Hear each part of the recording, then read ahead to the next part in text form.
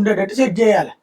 CC cams ఉండేటట్టు set చేసి ఇక పైన ఈ ఇండస్ట్రీస్ పెట్టేటప్పుడు కూడా ఎక్కడికక్కడ కాకుండా అవసరమైతే ఒకే చోట అన్ని పెట్టుకోమనాలి తయారీ పెట్టుకుని అక్కడ ఒక 100 ఎకరాలు 200 ఎకరాల్లోనూ ఎకరానికి ఒకటి పెట్టుకుని ఆ ఎకరం మధ్యలో పెట్టుకునేట్టు ఆ చుట్టూతా కూడా ఈ వాటర్ సిస్టమ్స్ ఇవన్నీ పెట్టుకునేటట్టు పర్మిషన్ ఇవ్వాలి. అప్పుడు సెట్ అవుతుంది.